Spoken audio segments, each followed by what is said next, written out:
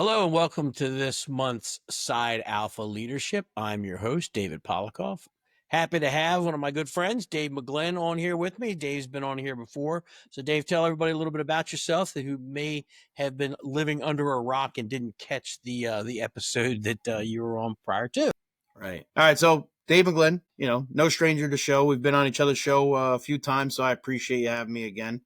We talk regularly. We're doing a book together. So yeah, I am honored to be on. I used to try to say, but then I noticed that it started to get like overly used in a cliche way, like that I was like a student of the fire service or a student of leadership. I tend to think that I am by definition because like I don't know everything. I've never been a great firefighter or fireman. I've been doing it for almost 25 years. I grew up in Jersey, worked for the federal government. I've been around, worked for the federal government. It's unique because, you travel a lot as you go through different stages and positions. So I was up at West Point, the military academy for a while. I was down here in Pennsylvania at the Army War College, and now where I'm at in Letterkenny. Yeah, so I worked for the federal government, made it up to chief's rank. Got a lot of experience doing training stuff. I love training. It's like kind of my passion. But I do tend to think that most of us, at least the people that I communicate like yourself, like we are by definition like these students at a fire service. We're always trying to learn more about it and learn what works. And so it's just, it's just kind of married, 2 kids, Puerto Rican wife. Right. So other than that, no, I'm just enjoying Yeah, it's funny, you say, student. We're always trying to learn. One of the things that RJ and I did when we were at FDIC this year, we tried to slip into some classes of people that we didn't know. We've always supported our friends. We'd sit in on Frank's class, we sit on your class, but we try to sit in on some people that I didn't know, just to see what people are saying, and you pick up little things here and there, which I always find kind of exciting. So yeah, it may sound cliche, but true firefighters always want to hone their craft. They always want to make themselves better. That's what we do. I wouldn't say it's cliche, but I think it's true. We've been doing the teaching on the national level for a while, and it's still very humbling.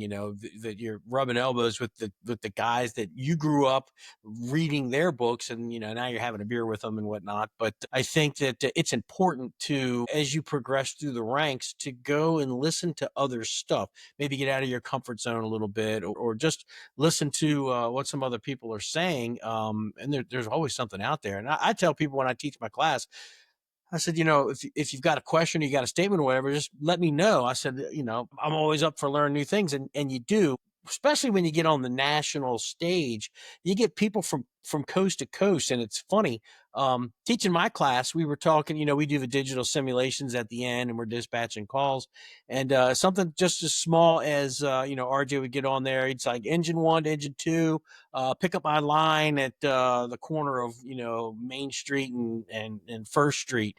And the guy stops in the middle of a simulation. He goes, "What does that mean?" And I'm like, "What does what mean? What does pick up my line mean?" I said, "It means you're laying out." He goes, "What does that mean?" I'm like, "Really, bro?" It's just funny that it's different. And I said, "No, it's you're dropping one of your supply lines at the hydrant for a forward lay." And so it was just kind of funny, that the way people communicate. We call it a rescue squad, and one of the guys from California that was doing the thing, the simulation, RJ said, rescue squad 3 to command, we're on the scene. He goes, "Okay, rescue squad 3, I need you to go ahead and take EMS and start working on rehab." And RJ gets on the radio, he's like, "Bro, I'm a rescue squad." Well, obviously on the West Coast, those are ambulances. So it's just funny how the fire service it's so, we do the same job coast to coast. We just have different lingo and different things like that. So it's interesting to learn stuff like that. And, it's all in good fun, but that's what I like about, when we teach, we just learn so much. And I've sat through your class a couple of times through the years, and, you're very passionate about what you teach with training. That's the core. Everything revolves around training. If the best training you ever get is when you come out of your class and that's all you ever do, shame on you. So, yeah, I know you're very passionate about, making sure that people are constantly learning. So talk a little bit about, yeah, you're a student of the game or of the craft. What are some of the things that you're looking for this year? When we were at FDIC, what kind of stuff did you see that you liked? So believe it or not, I almost never go through the showroom, and it's not like I'm trying to undermine that. Like, you know, if you're going to attend FDIC, go to the showroom, go to class, but between classes, go to showroom. Um, so this was the first year that I actually like walked around the showroom, and to see things that resided in my mind, but that like I didn't have like the ingenuity or like the innovativeness to create, to see them come to life. Training props, different things like that these people were doing with Connex boxes, with the smoke machines. There was a dude that had this tower that it goes out on a on a regular trailer. It's a 40-foot box, and with I don't know if it was with hydraulics or not. I would assume so, but it comes up, upright, and it becomes a training tower. It's got stairs inside, but this dude, like the way he designed this thing, like genius. He had windows that were set up that you could rappel out of, windows that you could set up that you could do bailout, windows that had a ledge so that you could, throw a ladder to and do VEIS. He had standpipes in there. He had sprinkler heads in there. He had a fabricated tube that at the very top that you could set up a tripod and lower a guy down in a literal confined space evolution. I mean, like it was like no wasted space in this 40-foot Connex box. Like, and I'm just like, dude, like this is shit that like when you're a training guy, you don't have all the resources and the amenities. So you start becoming like, all right, let me, just let me figure it out. Let me figure it out. You start building, you become like Sanford and Son, and you're like somebody else's trash is now your treasure, and you're figuring out how to use it for training, and just to see this shit like coming to life. And I'm just like, I'm proud. I'm not trying to be corny. I had this one aha moment, like where I was really proud of the fire service. Cause like you've been doing it longer than me. Right. So I'm going on 25 years, and I'm just like, how much we've evolved in practical training. Cause there's this thing where like you worry that we're going to focus too much on safety and education, and that's fine. But like in the fear for the past few years was like, as we journeyed toward this like safety and, education, we got so far away from the practical side that we're building smart, cognizant for safety purpose firefighters, but firefighters that couldn't do the job if their life depended on it, no pun intended. So it was just really nice to see like the practicality, right? And then just I was able to pop in a few different classes. I very much enjoy what you and RJ do. I love Sean Duffy. I think that he puts together a great program. I love what obviously what Mike Galliano puts together, especially with his wife, the firefighter wife. I mean, I'm corny like that, but like I'm a mental guy too. Like I love training, but I suffer from my own demons. So like I always like I'm always very like tapped into or dialed into like the mental side of this business. None of us want to talk about it, and I try not to, but it just becomes something that I've been more open about. But anyway, I liked what they had, what they offered. There's this kid Nate House that I had recommended being on the board last year, and he got his first time teaching out there. So proud of the kid. I had him on my podcast before. He followed me right after I was done doing my class on Wednesday. He did the Wednesday afternoon right after mine. And he does like a training officer development, field training officer class. And it's just like to see, I don't know, man, like it's corny. This was my favorite show I've been to in a while. Like it really was. Like my first show ever was my favorite show because that was the first time I was there, Right. But I didn't know nobody. So like I literally like I would try to like I would like go out to like at the time like Claudia and whatever, and I would just like stand there like just seeing people and not knowing who to talk to. I would go back to my hotel room at night, and not talk to anybody. And then 22 was one of my favorite shows. I had a great time that year. We were all together. We were all having a good time. But this year, man, like, I don't know, like I really appreciated the show more than just attending or teaching. Like I just really walked the halls. I was like popping in classrooms, talking to people.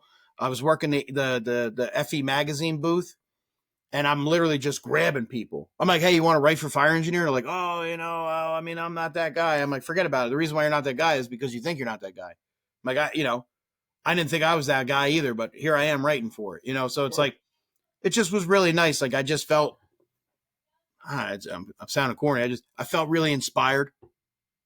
And just everything that's going on, you and I talk offline a lot, like everything going on with me, like with my job and the way that the decisions are being made with things. And I have nothing. I'm like, people watching this that are left and that are buddies of ours, like they're going to blame the president. I don't blame the president. Listen, you break a house, you can't shore it up. You got to knock the house down and rebuild. It is what it is. But, I was at like a mental tap out. You know that because we talk, and like I was just becoming very pessimistic with our thing because I'm in the shit dealing with crap, and FDIC was just a nice reset button for me. Like I was just there, I was able to hang with you guys, shoot the shit, and just enjoy the love that people have and the want that people have to learn and get better. Like it wasn't the typical like whacker fest where people just went to like get stickers and patches. I mean, some of that's there, it is what it is. 37,000 people are going to come. But it really seemed like everybody was dialed in, man. Like from Podunk, Yucca Buckville to like big city. Like everybody was just like, everybody I talked to, everybody was there. It was just like, everybody was like just loving every minute of it. And it just really like re-inspired me. So yeah, man, I had a great time. I don't know, man. I love going to training. Like any opportunity to talk to people, talk shop, sit in a class, learn something. Like I love that shit, man. I get off on that. Like I think it's just great. The nightlife there, I was like you, Bobby Holton had, he and I were friends before he was with fire engineering. He was still in Albuquerque, and he is, once he took over at fire engineering, he's like, oh, you need to write an article. Oh, you need to teach at FDIC. And I was like, I'm not teaching at FDIC. Nobody knows who I am. He said, everybody's got to start somewhere. And I did. I taught at FDIC. I think '08 was the first time I taught. And, I didn't know anybody there. And, you see people, it's like, oh, that's so-and-so, that's so-and-so. I read that guy's book, or that was part of the promotional process. But as you continue, to go to FDIC, you meet more and more people. And the nightlife, the networking is just amazing. You go with RJ, you gotta like walk behind RJ because RJ knows everybody. Yeah. But just the networking, you meet your friends. We all meet at the specific bar and we're just hanging out there drinking and just everybody's popping in. And so it's a really good for networking. And they've really, in the hall now, they've really beefed up firemen's row. Oh my god, I mean, that's where we spent most of our time, because that's where most of our friends are, that teach and things like that. And a lot of good stuff down there. You Oh yeah. talked about the mental health thing. I had Stephanie White on here. Now she's taken over as the editor for Fire Nation. And yeah, she Represent. and she's dialed in on that, the firefighter health and well-being and things like that. So she's super smart. I've had her on here a couple of times, and she's just on another level right now. And she's gonna really, that's gonna flourish. That digital media there is gonna just take off. Can, But can I can I say something real quick yeah, about yeah, that? yeah. So I'm super proud of Steph. Like I love Steph. Like she's our sister, right? And again, like just the same as you and I talk, and Frank, we talk with Frank. I talk to Steph quite a bit. I'm so proud of her. I'm super glad that she's the one that is spearheading this. That's the shitty thing about the fire service, though. And I'm not being like, me, like I ain't woke, but like it took us to have her do it because we were like afraid to talk about this because it's like emasculating, like, oh, well, like, you're going to get picked on if you talk about this or whatever. You know what I mean? Like, nobody cares about your feelings. The fire service check your feelings at the door, bullshit. And I'm part of that humor too, But, she stepped up and she's like, listen, like, I'm working in Fairfax. I'm doing my thing. Like, it's real. And you feel free to back check me. I don't really care. I'm good. Like, I'm going to keep talking about this. I'm going to use this platform to inspire future authors, future up and comers, but also talk on this thing that I think is real. And I really admire that. I really appreciate it. And I think people are starting to accept it more because it's not people who have taught or are teaching that are using it as a buzzword, because we know that. But it also wasn't like where any of us had to like sit here and worry about our macho being in check, Like, yeah, I agree with you. I think it's great stuff that she's doing. I think the brand is just continuing to take off. She's rebranded Firefighter Nation that it is credible, relevant, and has a purpose. And I also think that her no fear on sharing a taboo message has been great too. I agree with that. Yeah, She's made me read a couple pieces already just about shit that swims around in my mind, and I never like talking about that, you know. Right. So like, I appreciate what she's doing. I think, well, I know it is, yeah, we always have, check your feelings at the door and all that stuff, but it's not necessarily talking about your feelings. I mean, we see bad stuff. I've been doing it for 35 years, and I've seen bad stuff, and we all have, and it doesn't leave you. You just have to figure out a way to deal with it. Some people Yeah. can deal with it differently than other people. Some people that let it roll off their back. Yep, that was terrible. We'll go into the kitchen and hammer each other for a little while with some dark humor, and we're usually good to go. But yeah, her shining the light on, hey, people out there are suffering silently, and we can't have that. And you it doesn't. I think most people that's been in the fire service long enough have started to say, "Oh yeah, that guy killed himself," or "Oh yeah, that guy's got a drinking problem or a drug problem." You start to know people that have problems, and it's like, and it's always like, oh, if that guy would have just reached out or whatever. And, I've said it 1,000 times on this podcast, if you're a supervisor, if you're an officer or a chief officer, you got to really look at your people, and you got to ask them, hey man, you all right? And if something doesn't seem right, it's that whole, that 9/11 thing. If you see something, say something. It's the same thing with your people. If just something ain't right, pull them in the office.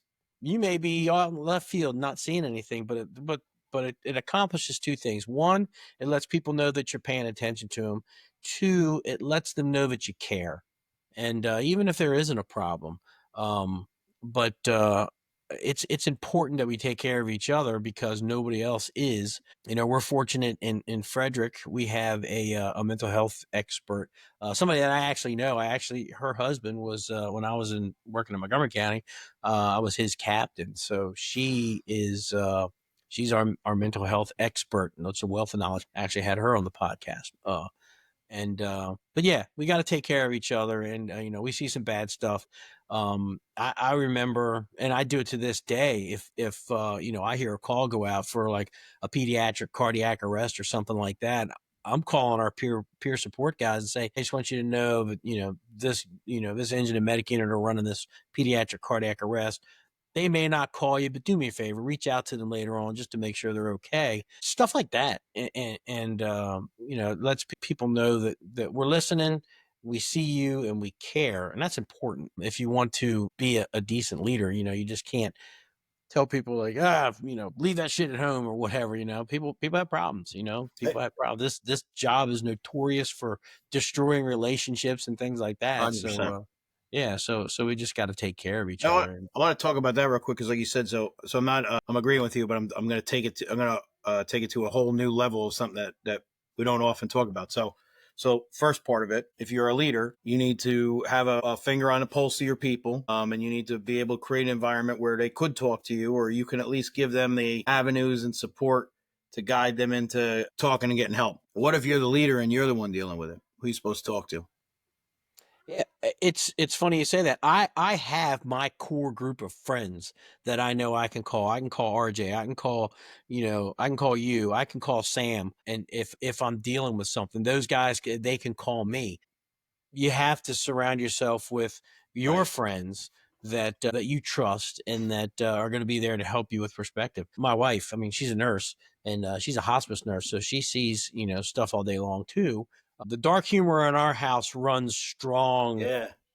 I'm sure. I was just going to say, man, that's got to be awesome in there. but it rubs off on the kids. But she's somebody that I can talk to as well if something's bothering me. But the joke in the house is, I call you on the phone when you're at work and you're on the phone 5 minutes. Sam or RJ or whatever will call you, and next thing you're on the phone for 3 hours laughing and carrying on. Christy says the same shit. But you have to have your fallback in Yep. order to sort things out. Even the fire chief has to have their friends, even if their friends are technicians or a few ranks below. When you're friends and you're outside of the work environment, you should be able to talk to whomever. You got to have somebody. You have to be able to have somebody that you can talk to. So you got to make those connections, and nobody's immune to it. Sooner or later, the job is going to get you, and you need to be able to have mechanisms in place to talk about. No. I think one of the issues is in a non-narcissistic way, because it can be, I guess, accused as a narcissistic trait for anybody, not just for myself. I'm speaking in general. Like, it's very much the opposite of narcissism, but oftentimes mistaken for that. If you're in leadership and you really, really, really care about your people in the organization, understand that you're adding more fuel. So, like, there's that first rule of leadership: you're never going to make everybody happy, right? Um, but it is very taxing. So I'll just speak for myself. Like, um, I have my own stuff that I deal with, and what's been good for me is, like you said, you have those support mechanisms and those firing ranges where you could call your friends and offload. And it's nice because there's empathy there and there's sympathy. There's no pity. But when you're in a position of influence and decision making, of leadership, if you care about the organization and about the people, it becomes even more taxing because you start to put others before yourself, which is what we would want, a good attribute or characteristic of a leader, right? But then at what cost? So, like, you're investing all of yourself into caring about the well-being and the comfort of others and of the organization. Nothing you should do should be with the idea of having a return on your investment. The return on your investment is just that, the guys go forth and do great things, and that, and while you had the opportunity, you try to make it a little better. Right. But I just will say, because I deal with it, anybody that's listening or watching, just be cautious that you can lose yourself in caring 100% about your organization and your people. And I'm not trying to advocate to say you shouldn't. I'm just trying to say that you need a little space for you and your family and your friends. When I do my class, I always say there's two guarantees in the fire service: you'll retire and you'll die.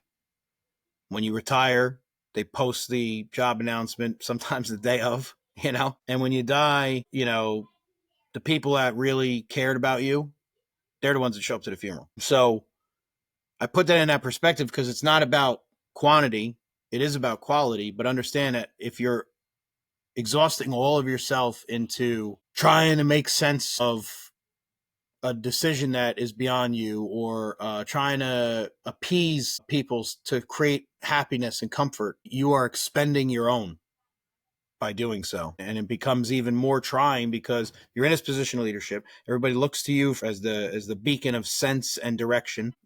Through your tenure of getting to this leadership position, you've already dealt with your own setbacks in your personal life and in the trauma that we deal with in our jobs. And like you said, time away from family and the personal stuff that you hold.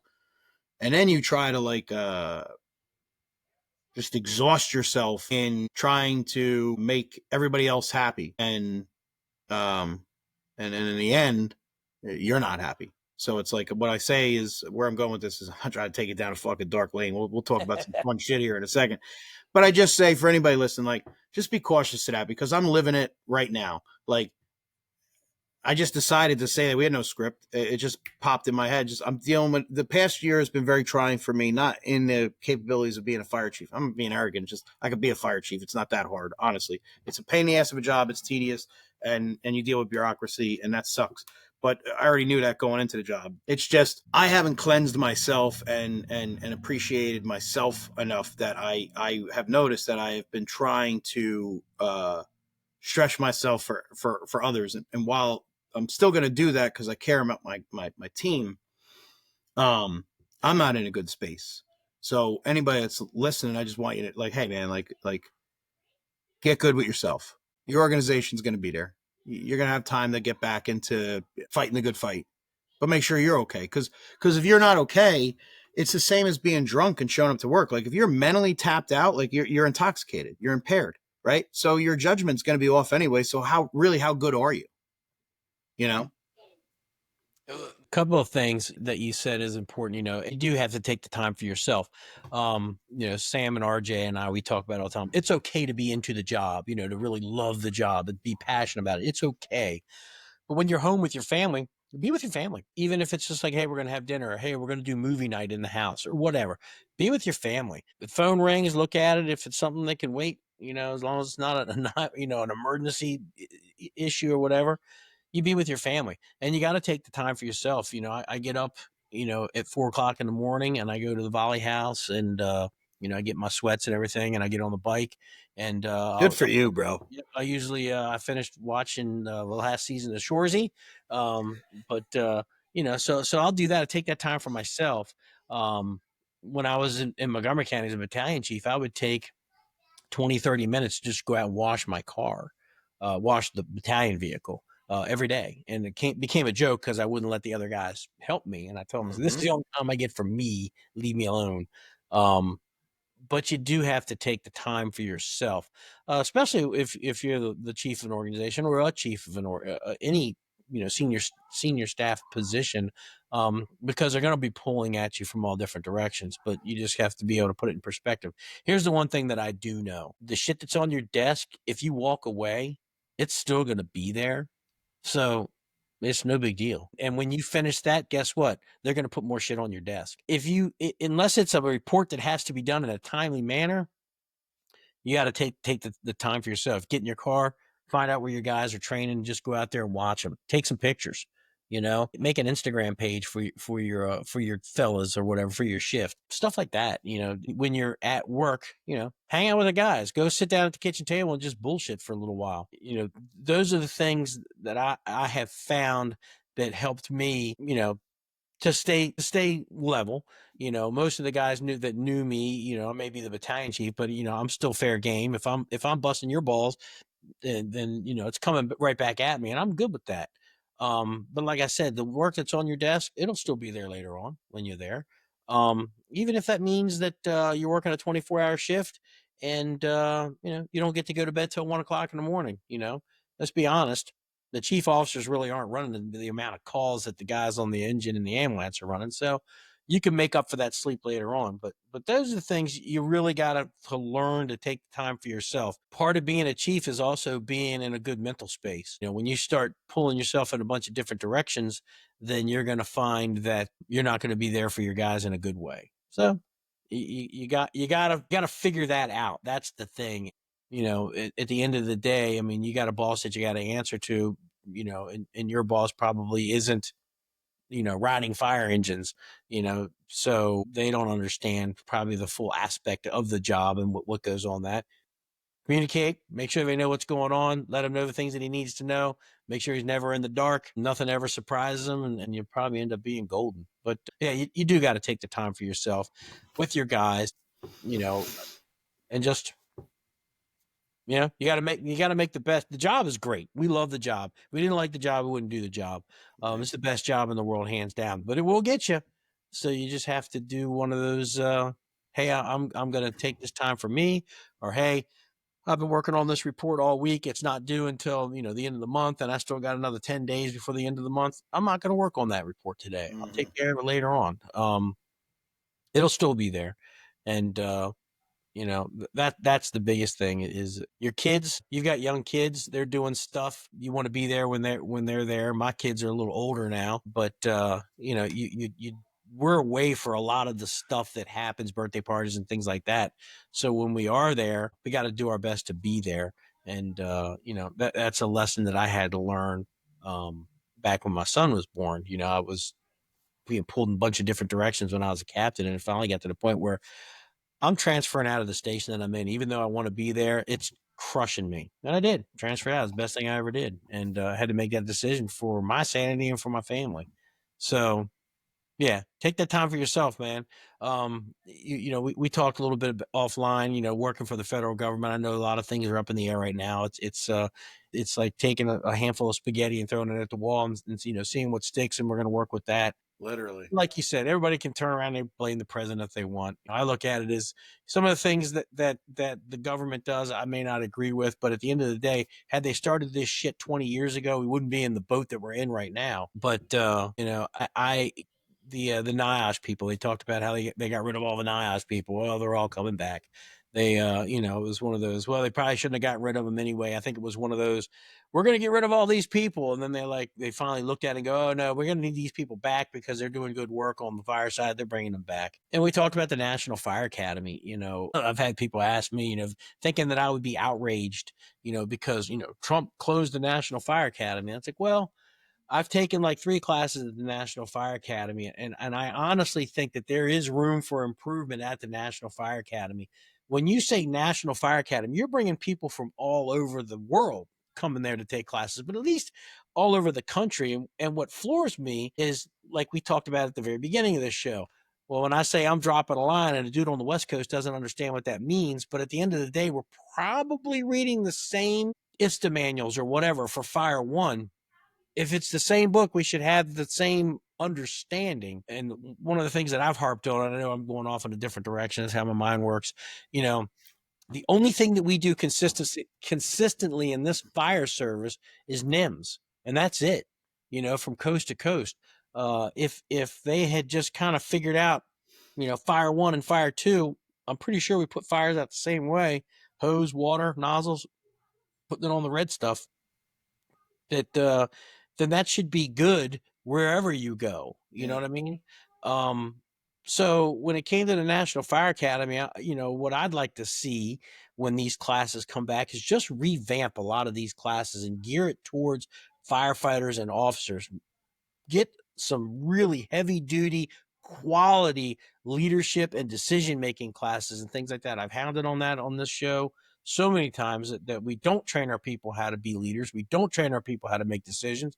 They're relying on the job training. And like I've said 1,000 times before, if the person that you are looking at for on the job training is a douche, well, then that you're not going to be any better yourself.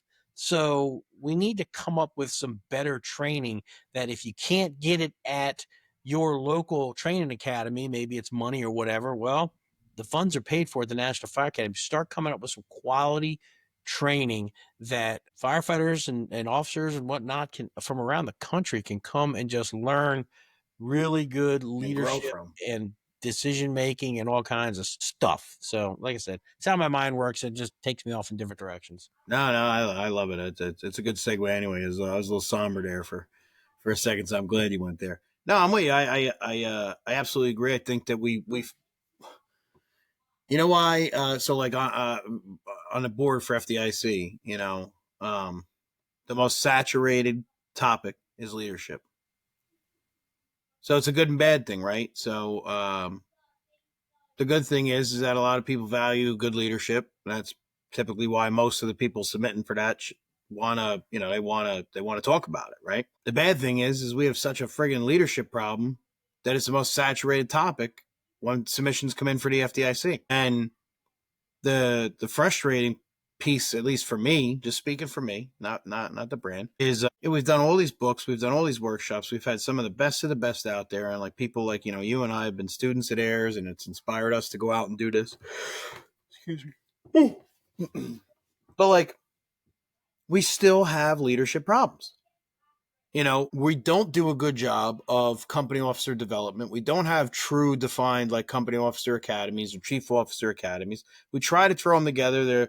They reside in some small communities regionally, but not on a national level. And I'm okay because everybody does everything different. You and I are from like the northern East Coast, where we're a little more aggressive than most people out of the rest of the country, and that's fine. But like nonetheless, like we're not putting forth the right effort, even locally. Like if we know that leadership's a problem and we all talk about it in our fire stations, then why are we not putting together even something that's locally driven to prepare our next up and comers. You need to plan for succession. This is one of the biggest problems that we run into is, you know, we oftentimes have become very knee jerk reactive.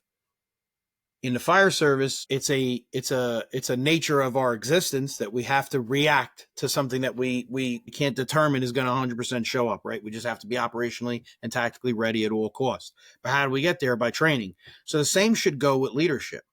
If you don't understand people, you're going to be a poor leader. I always say this to people all the time. Like, there's this misconception of fire service. Like, now, while it's important, credibility wise and capability wise, if you were a shit fireman, you're going to be a shit officer. I don't care how smart you are, because you can't talk to them. You don't empathize with how it feels, right? That said, if you're the greatest fireman ever, keep doing that shit, because you're going to lack the leadership skills and the people skills that you need. Now, I've seen chief officers in both the career side and the volley side. I've seen dudes that are chief officers in the volley side and work down in big cities, and their leadership is just awful.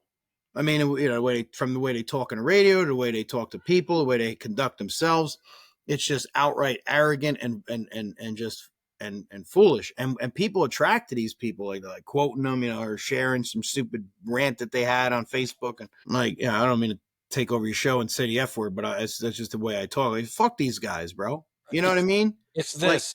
yeah, no, but you know what I mean? Like I don't understand. Like this is the problem. Like, we need to, just the same as we prepare for to be reactive, the proactive piece is the training, the preparation to being reactive, right? So we're sound and capable to react. But we're not doing it with leadership. We just, here's your bugles. Dudes are talking wrong on the radio. They're not being able to give the right commands to their crew on the engine or on the truck or on the squad or whatever, right? You get chief officers. They don't know how to write a policy. And forget about it. Like, I understand AI exists, and like you and I were talking offline before, like, it's cool. It's a cool tool. I don't disagree. I've never been the smartest, most articulate person. It is a cool tool. That said, policies that were written by empathetic leaders are the best policies that exist in your firehouse. They're the ones that the union never files a grievance on. They're the ones that the volleys never try to have a vote down at a meeting. And then the policies that were written by the guy that's the most educational guy were written with no empathy. And then the policies that were written by a guy that, because shit, I got to write this policy, but he's a knuckle dragging fireman. Like, well, AI wrote it and no one can relate to this policy, so it's not going to do well for you, So, like, we don't do a good job of, like, the gradual progression that you need to effectively lead crews. It's not just being a fireman anymore. You got to have conversations with people when they're going through divorces. You got to make decisions that, do we pull guys out? Do we send guys in? You got to be able to understand your crews and their capabilities. You got to be willing to, in the shit of it, make them still want to keep going forward on a down day, that you're the one that wants them to go out and train. You got to know how to read. You got to know how to write. You got to know how to teach and present classes and be able to give presentations and speak publicly. You got to know how to be able to write policies, procedures, guidelines, bylaws. They don't teach anybody this shit. They really don't, and even in the career side, it's a popularity contest. Like, I don't care, even if you have civil service, like, oh, he scored number one. Like, listen, bro, I'm a chief. Like, if you don't want the guy, you can find a way to move through the list. It just is what it is. And, that, well, maybe not anymore, because Frank's got a law named after him now because he was able to fight that. but you know what I'm saying? Like, it's just, we do, like what you were just saying before, it just sparked my interest, because it's like, I'm not tooting my horn, and I know you're going to echo what I'm going to say. Anything that I'm doing, I've been fortunate that I've been surrounded by great mentors, great friends, and great sounding boards. But it was on the job. And that's okay, but like, not everybody is like you or I or other people where like they take the position and they take it like they're in charge now, so they're exempt from having to have any professional development in how they're going to do their job. This is a completely new realm for you. You may have been the best hose dragger ever, But like now you're leading folks, you know, if you don't understand people or how to deal with people, how are you going to be a good leader? You know what I mean? And to tack onto that, you could have somebody that goes from riding, third on the fire engine, riding backwards, to riding up front, within a week, depending upon how they scored on the test. Yeah. And we didn't prepare them for that, and that's our fault.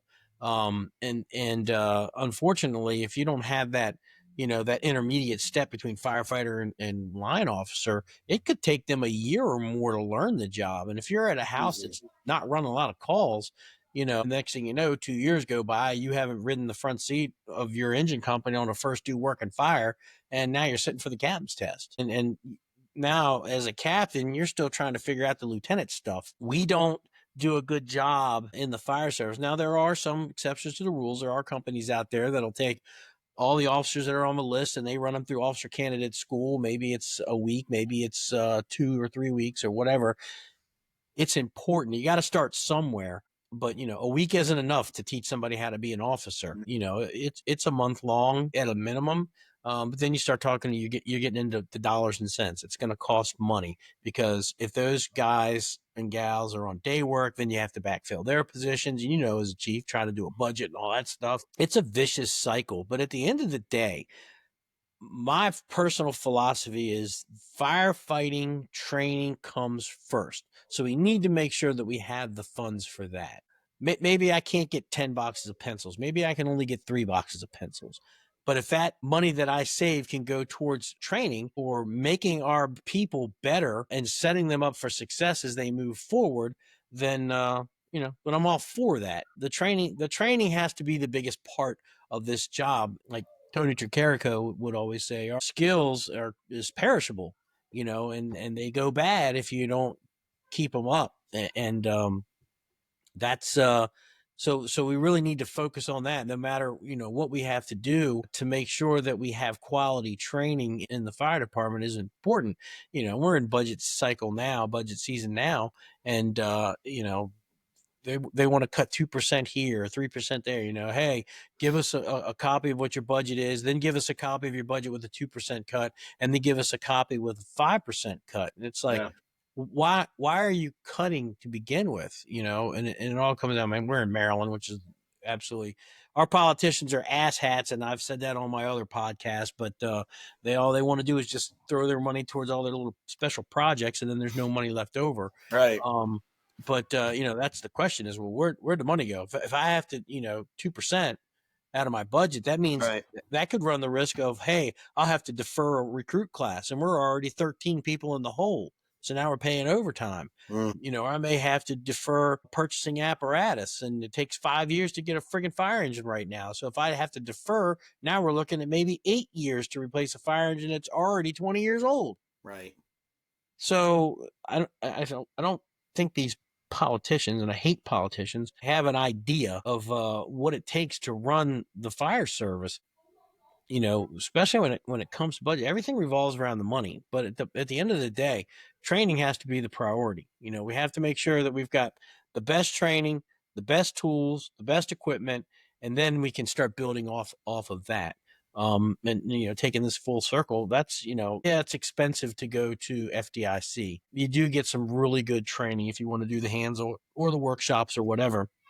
But like RJ and Sam and I, we've talked in the past, there are so many small little training conferences all up and down the East Coast, all over the place, where it probably costs you a couple of $100 and maybe a hotel room for a weekend, to get really good training. And any training is good training, as long as it's not blatantly just misleading and terrible. Right. Any training is good training, and take advantage of that stuff. So, got about 10 minutes left. I want to talk a little bit about the book.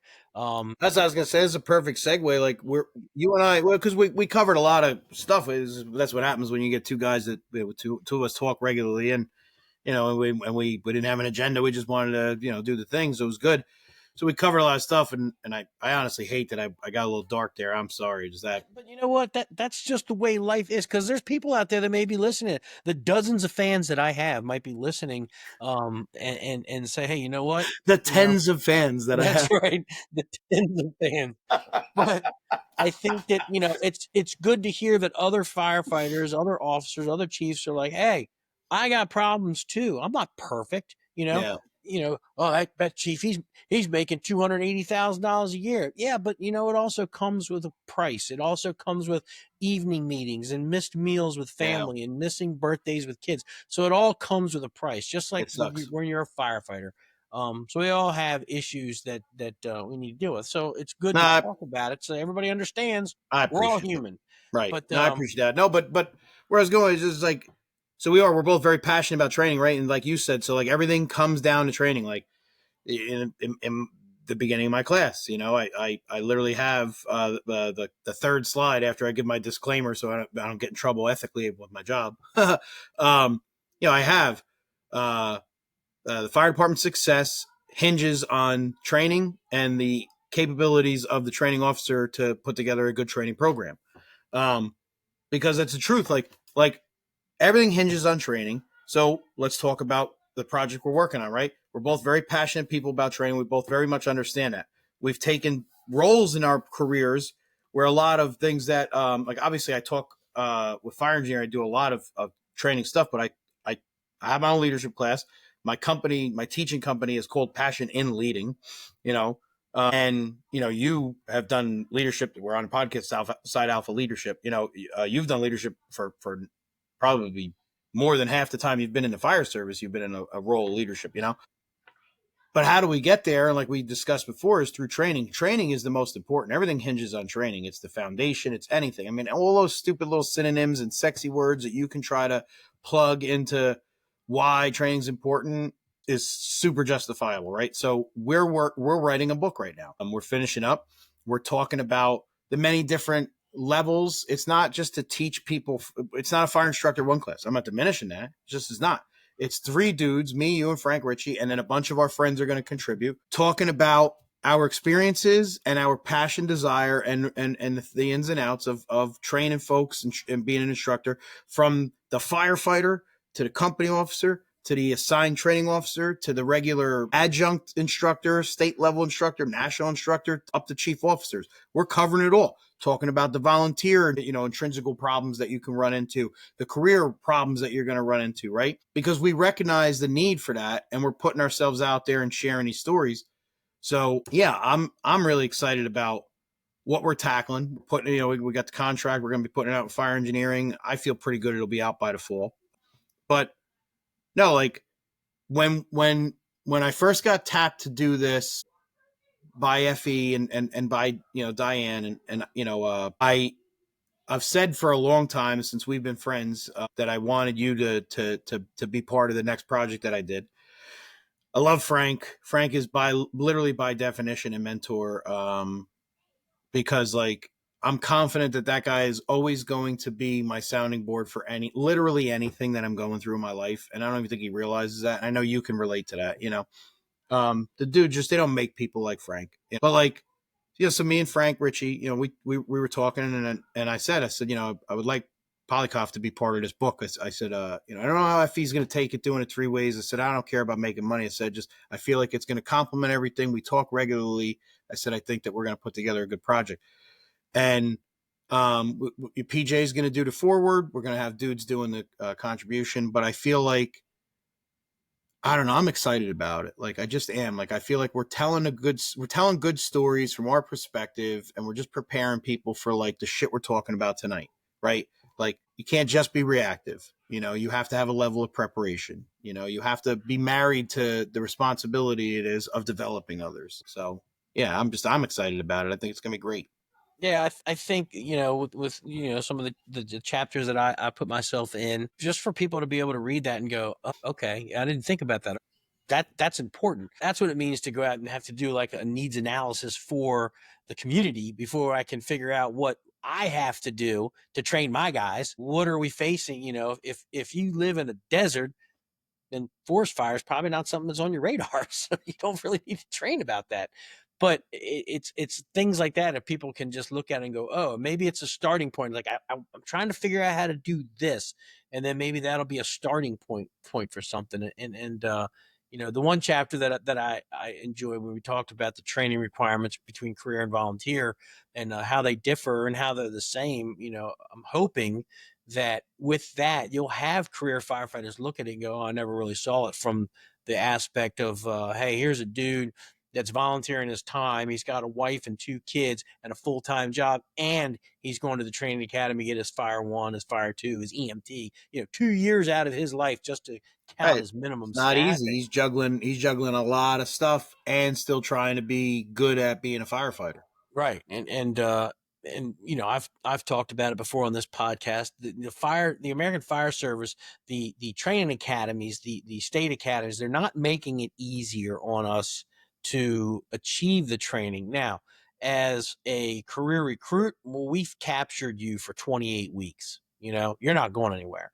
You're getting paid, you're coming to work every day. But as a volunteer, to get 2 years worth of training or to get the 3 core classes is going to take you 2 years.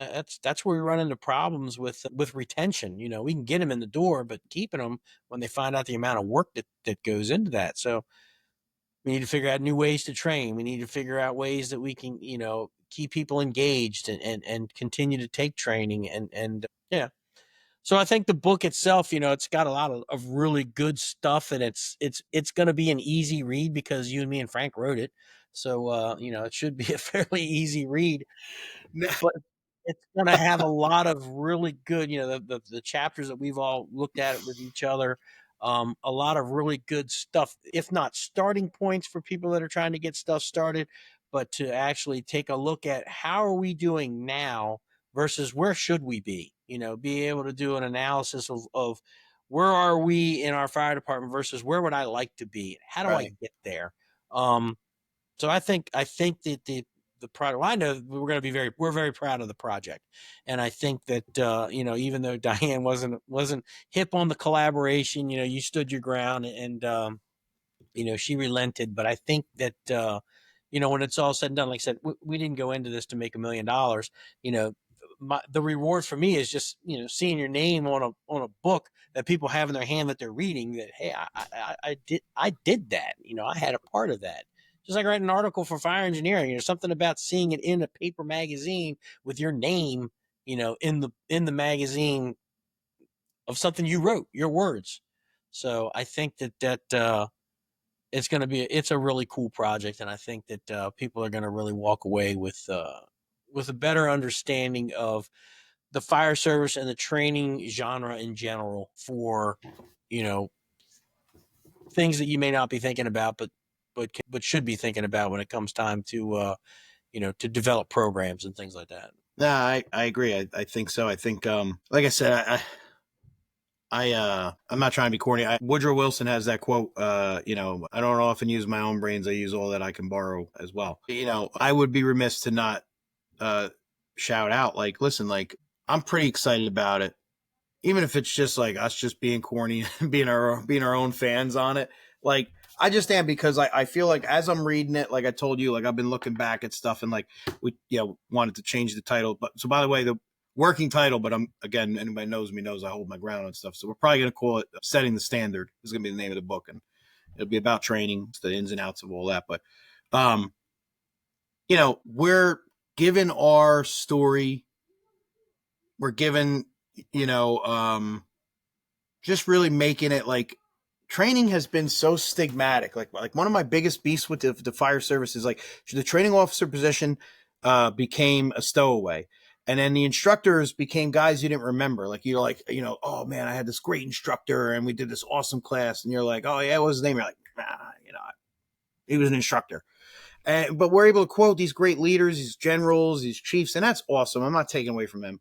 Like, what about the person that developed those dudes to be great leaders? Like, why are we not advocating for how awesome training and the training officer and the instructor position is, from that firefighter who teaches his first class to the company officer who's touching those core 4 to 8 people, to the guy that's responsible for the whole program in the organization, to the guy that's the instructor in the academy, guy running a drill? You know, like, I feel like that's the direction and the theme. And like I kept telling you guys, like when we first started this out, like, you're like, well, what do you want me to do? I just want you to talk about whatever you want to talk about. Right. Like I don't want to manage you on it, because it makes it genuine when you were like, hey, I have this thing that I'm thinking, like just recently, you're like, I have this idea. I want to put it in there. Where can we put it? You know, like that's relevant shit. I feel like the end of the day, one, I'm super happy that we're doing it. I'm super appreciative that you're doing it with me, and you and Frank are doing it with me, and we're doing it together, and I'm excited about that. But then two is I feel like we're gonna not reinvent, but we're just gonna complement a lot of the shit that we've been saying for years, and that is that training is important. People need to be just as jacked up about going into a working fire and crawling a hallway as they do for developing others. You get that opportunity to develop others, you need to be really jacked up about that, because it's like, what an opportunity, you know, that you get to be part of that process of the next greatest person. How cool is that? 100%. And that's what the fire service needs to be, is developing the people that are coming in, like you said, succession planning, but developing the people that are coming in behind with quality training that, at the end of the day, we're putting our fire service, our organization, in a really good space. So when we roll out, they're just going to continue with that and then build on it and move forward. So I'm excited about it. Like I said, it was funny because I know Frank's like, oh, you wrote an article, now you got to write a book, and I'm like, dude, a book is like 90,000 words. I don't know 90,000 words worth of shit to talk about, but to do the collaboration, it's like, hey, here's some chapters I think you really like, and here's a couple bullet points to get you started. And it was just like winding me up, and I was like, okay, I can build off of that. And it was exciting to get that stuff out there, just to be able to, I've been teaching, at the training academy since 1999. And I don't teach as much now as I used to, in my current job. I did get to teach some stuff today, but it just felt good getting it down on paper, um, to hopefully somebody will get, even if they get a paragraph out of the stuff that I write that really strikes a chord with them, mission accomplished, in my opinion. I think that anybody that's passionate with leadership or passionate with training is going to, take the book and get that. There'll be something in there for everybody. And so looking forward to it. And like I said, we're on the downside of it now. Yeah. And it's pretty exciting to know that it's like we just started this project at the end of last year. Yeah. Yeah, I mean, we're not even at a year. Like I'd say like we're probably a good. I mean, I pinged you guys originally about the idea of it, but when we really started tackling it, I'd say a good 6 months we've been hitting the ground with it. Typical procrastinating fireman. As Frank says to me, I'm not trying to get on your ass, but I need you to finish these chapters. I felt so awkward because I go to you guys for advice. I look up to you guys, so I'm on the phone with Frank, and he's like, listen, he's like, you wear 5 bugles, just task us with what you want us to do. And I'm like, right. Yeah, I don't feel comfortable doing that. And he's like, just do it. And then I did. I was like, I felt like I was sending my guys an email at work, but then you guys were like, just boom, I'm like, oh, cool. This is great. Right. I got you. So, like to coin Frank's phrase, we're at the witching hour. Dave, yeah. I appreciate you coming on here. And I just, like I said, I have people, I get emails from people all the time. Oh, this person would be great on the show. Oh, this person would be great on the show. And, if I don't know you, like I haven't met you and talked to you for 10, 15 minutes, I really am leery about bringing people on the show because I want to make sure that the message that's getting out there is good. I don't want to have to clean up aisle 7 when somebody jumps on there and starts saying some shit. So I always go back to my friends and because I know that the word that's going to be out there is going to be good. So Dave, hey, Ringo Starr, man, have a little help from my friends. That's right. I appreciate you taking a little bit of time. Thank you. With that, I'm going to sign off, and then you can go hang out with your wife and kids. Do you So, hear him screaming in the background? well, I think that if you don't go hang out with your wife, I mean, I think there's going to be like a little shiv, That's you true. know. Yeah, that's the So, truth. anyway, Dave, thanks for coming on the show, Yeah, and thank you. look forward to getting this book finished up. And so, for you people out there listening, my tens of listeners, be on the lookout for that particular book. And if you got any questions or anything, you can always email me. So, with that, peace out.